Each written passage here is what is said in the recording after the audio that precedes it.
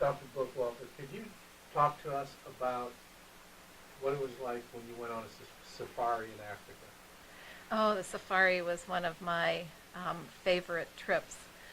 We got to see an incredible amount of different wildlife. In fact, there were probably three things that I particularly remember about that. One was one day we were driving through the grasslands, and a group of lions came out to where our Range Rover was, and they absolutely surrounded us. If we had reached out the window, we could have petted them. It was just incredible to be that close to that kind of wildlife. But the thing I remember most about that trip was the day we took the hot air balloon ride over the Serengeti and could look down and see the huge packs of animals running underneath us, the wildebeests and the giraffes.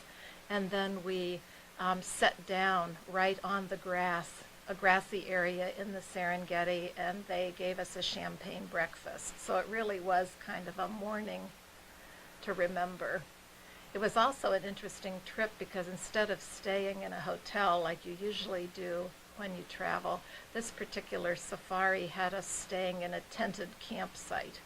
But it was not like any tent you would ever stay in when you camped. It actually had a hardwood floor. It had solar lighting.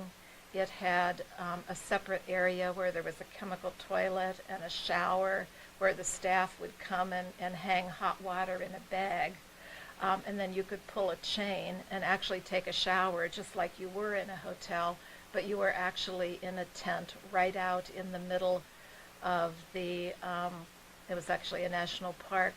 And at night you could hear the hyenas and the other animals right outside your door. So it was really, really a fun and different trip. Was it intimidating, like when you were surrounded by the lions? Did you feel safe?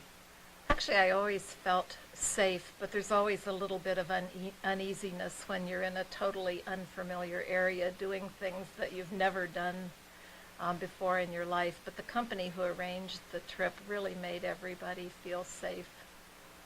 And when you go to a zoo, you see lions, tigers, giraffes, Mm-hmm. in a controlled setting. What was it like seeing them in their natural habitat? Well, one of the things that's different is they certainly move a lot more. A lot of times when you go to the zoo, the animals are sort of stationary, or they're sleeping, or they're eating. When you actually see the animals in the wild, they're usually in much bigger groups. There's a lot many more of them, and they're often on the move. They're going from one place to another. They're looking for food, or they're trying to avoid being somebody else's food. So there's a lot of movement and huge packs. In fact, it got to the point on our trip where people stopped taking pictures of zebras because zebras had become as common as cows are here. So the first day out, when we see zebras, everyone has their cameras out and is clicking away and wants to stop every time we see a new pack of zebras. And by the 12th day, it was like, oh, ho-hum, there's more zebras. Keep going. Who cares? You become kind of used to them because there's so many. And you're planning another major trip this coming year? Oh, I try to do a major trip every year. Last year I did the canals of France on a barge, which was one of my especially favorite trips.